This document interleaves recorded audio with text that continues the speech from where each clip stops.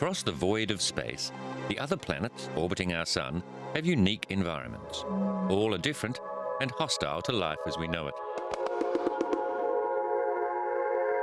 Since the advent of robotic space probes, we have understood more about these planets and the moons that orbit them than we had learnt during all previous human history.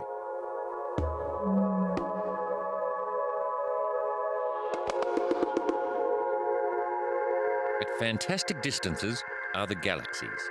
It takes slightly more than 4 years for light to reach us from Proxima Centauri, our nearest star. But this is deep space. Our own planetary system orbits the Sun, a small yellow star that holds more than 99% of the solar system's mass.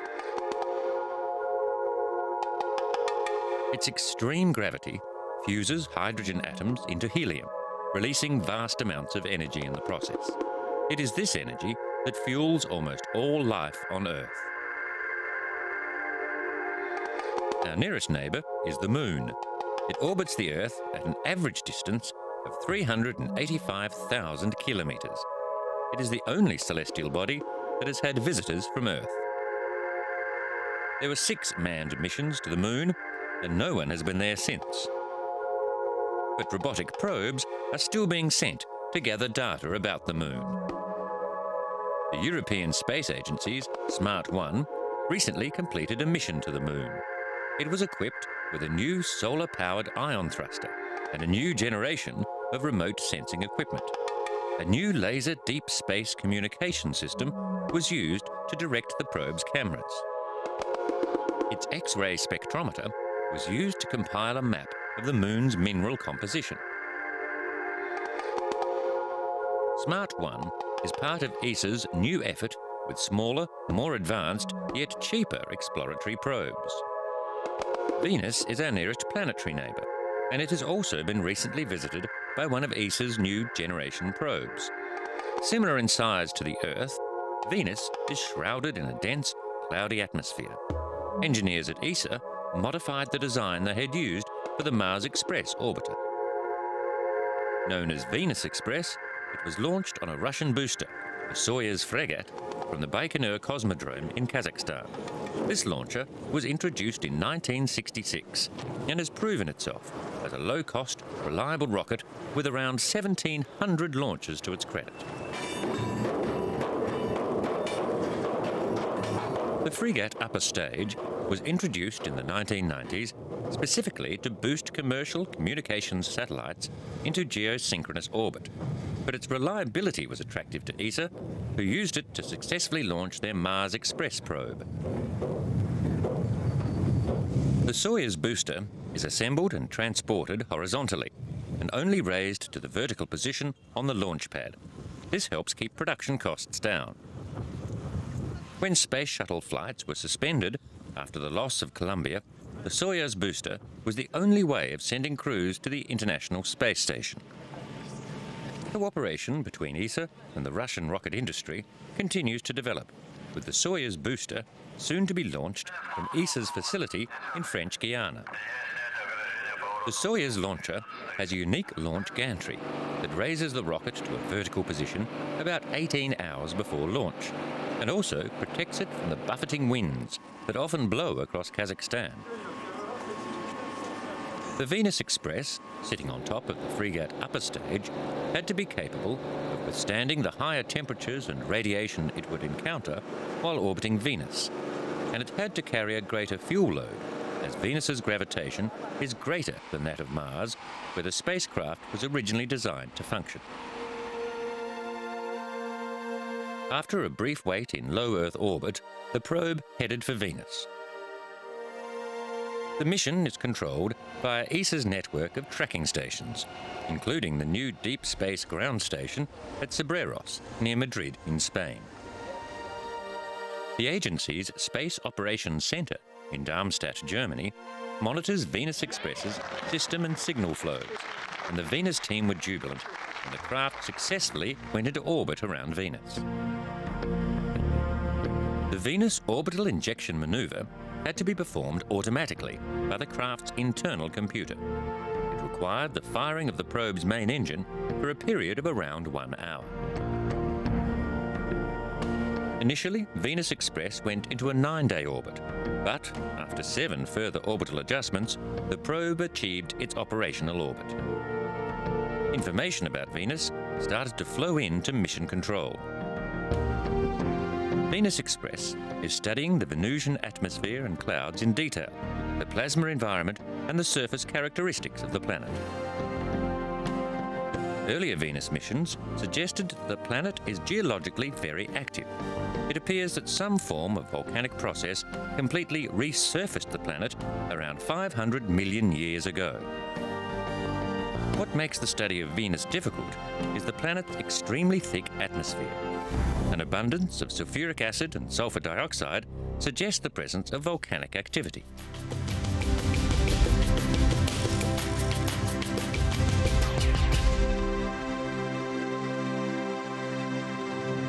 In 1977, the 2 Voyager probes were launched. The craft would take advantage of a planetary alignment that would enable a single spacecraft to pass by each of the giant planets in our outer solar system. Almost 2 years after launch, the Voyagers approached Jupiter, and the support team at NASA's JPL were aghast at the complexity of the largest planet's atmosphere. Jupiter's outer atmosphere is divided into bands that rotate at different speeds. The edges of these bands are very turbulent, with what appear to be giant storms. Jupiter is more than twice as heavy as all the other planets combined. It is composed mainly of hydrogen, which is under so much pressure at its deeper levels that it is a metallic liquid. Jupiter's cloud belts are made from ammonia crystals and possibly ammonium hydrosulfide. The colours of these bands are seen to vary from year to year, possibly due to the upwelling of compounds that change colour under the influence of ultraviolet from the sun.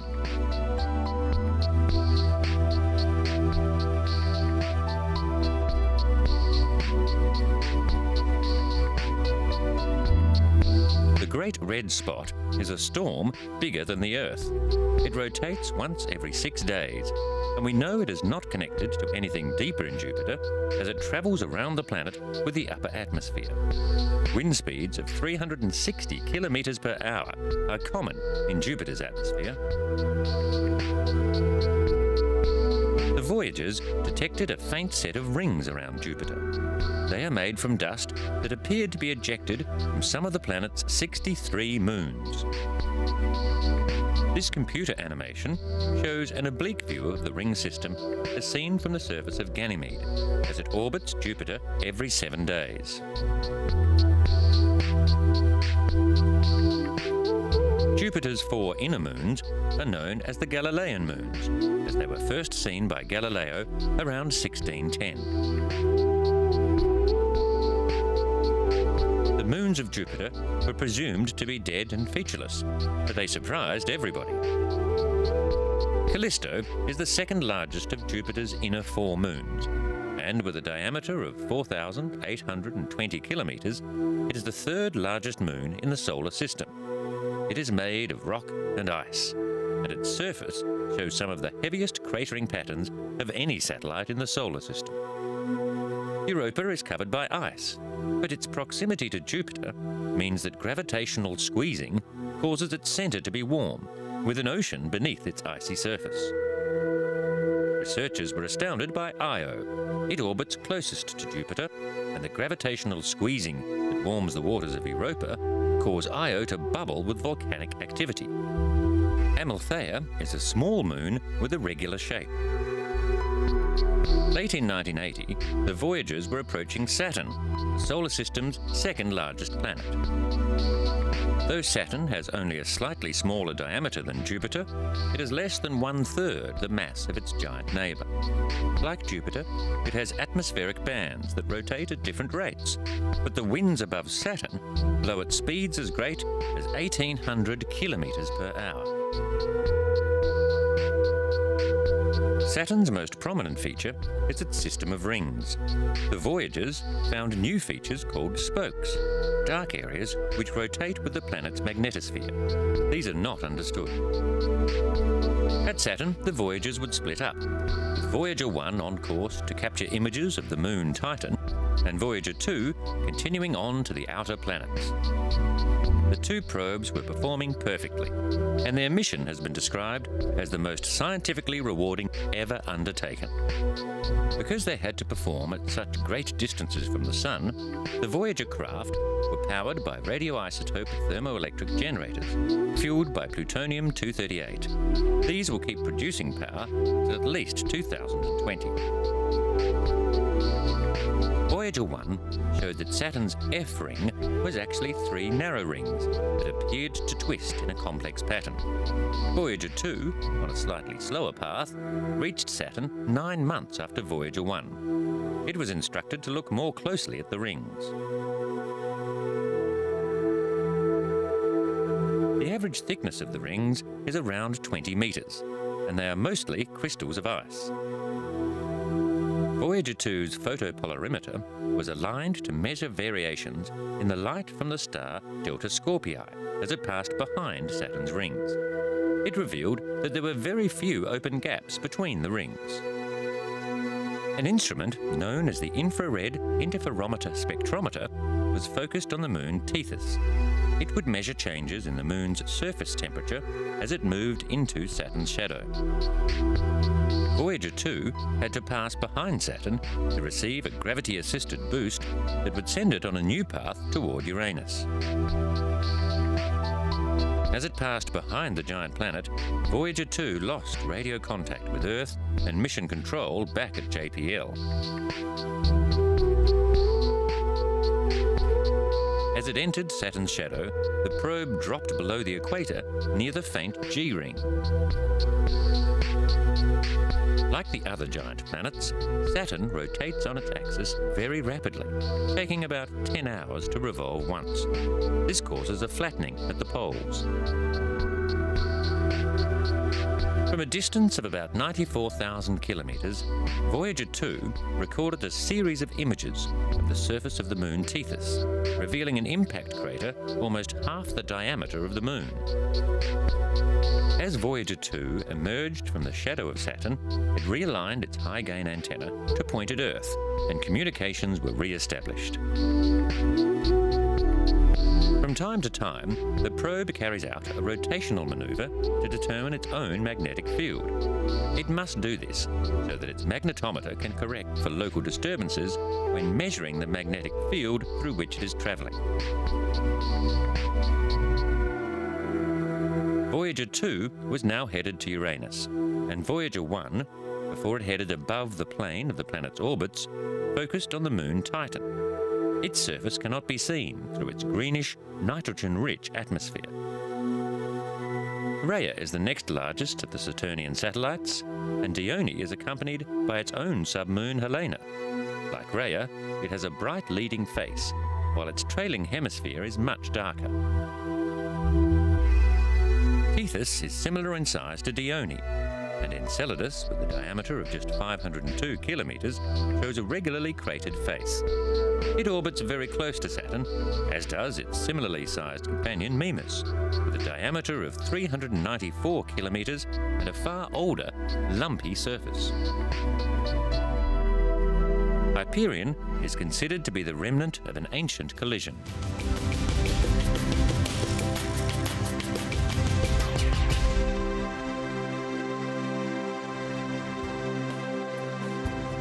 In 2004, another probe visited Saturn.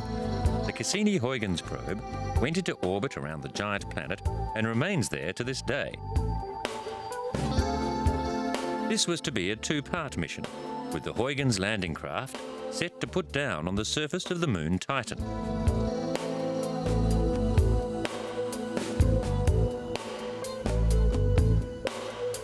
The probe had followed a complex path to Saturn, travelling first to Venus, where it received a gravity assist, then back past Earth and Jupiter. It took 7 years to reach Saturn. When it arrived, the craft flew through a gap between Saturn's F and G rings and became the first probe ever to go into orbit around Saturn. A series of orbits was tailored, to allow Cassini to measure the range of particle sizes within the ring system. After 6 months in orbit, the focus shifted to Titan. In late 2004, Cassini released its Huygens lander. 3 weeks later, Huygens successfully entered Titan's thick atmosphere and parachuted to the surface, and it began sending pictures to Cassini for relay back to Earth. They revealed a pattern of erosion due to fluid that scientists speculated could have been liquid methane. It is a soft-looking terrain with no evidence of craters. The atmosphere is rich in complex hydrocarbons, the type of chemistry that researchers recognise as the precursor of life on our own planet. At the surface, the cameras recorded a weathered landscape with rounded rocks like river stones, but soon the lander's batteries were depleted and the craft became silent.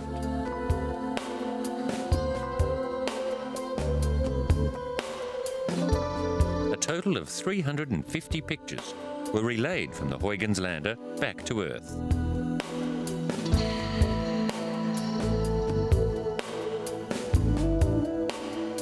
In early 1986, Voyager 2 reached Uranus, which has rings and spins on an east-west axis. It is the solar system's third largest planet.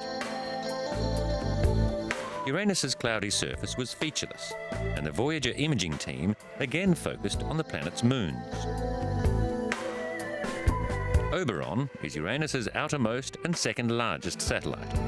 Its surface is dominated by relatively large craters and has what appear to be fault lines.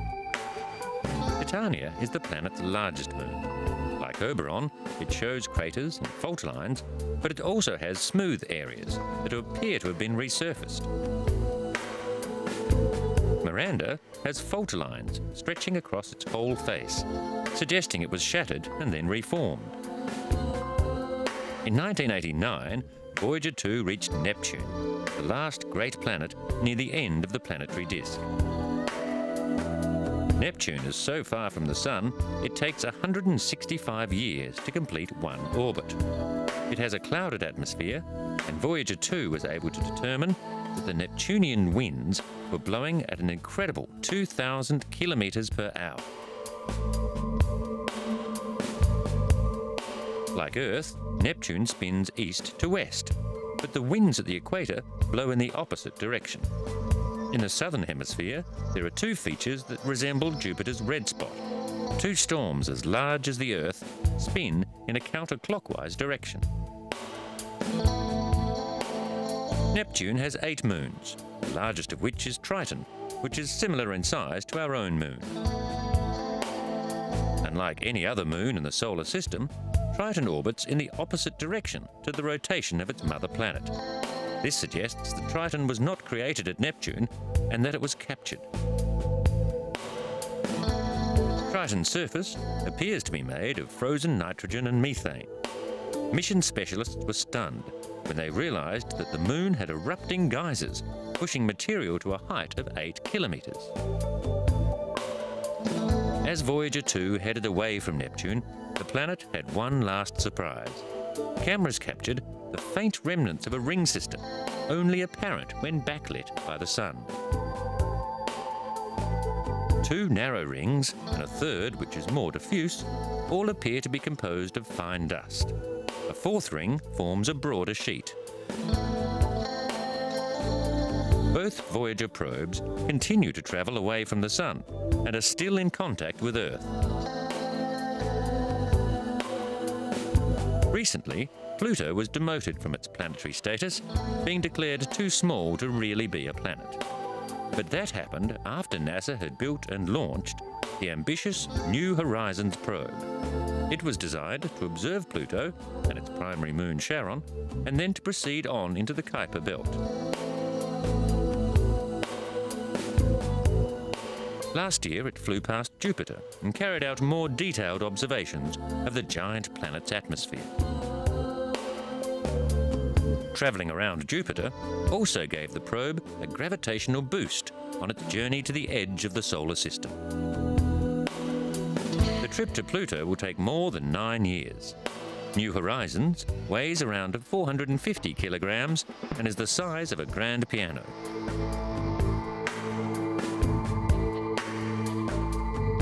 Observations of Pluto will start about 6 months before closest approach.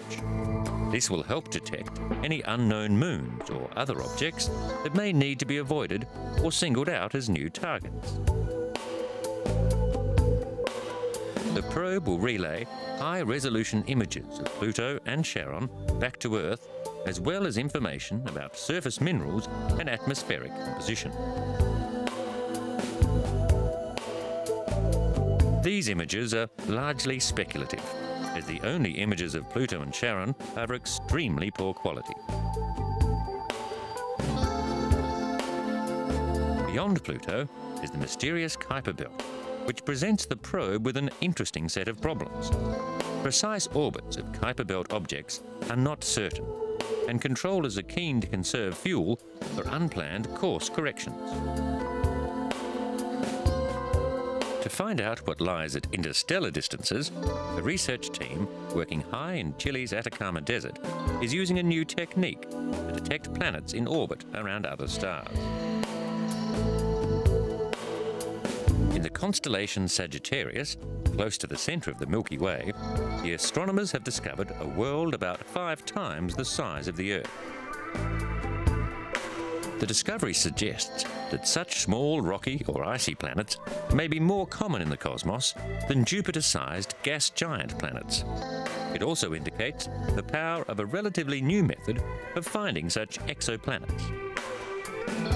The technique, known as gravitational microlensing, measures the change in a star's intensity as a planet passes between it and the observatory on Earth. The new planet is the third to be uncovered by the technique, which registers a temporary but telltale boost to the brightness of the more distant star. This is an effect predicted by Einstein's theory of relativity, and it holds out the possibility of finding relatively small planets with masses and orbits similar to the Earth. Researchers say the planet appears to be much too cold to sustain life, probably reaching no more than -220 degrees Celsius. In the centre of our own galaxy, the newly discovered planet rejoices in the catchy name OGLE 2005 BLG 390 LB.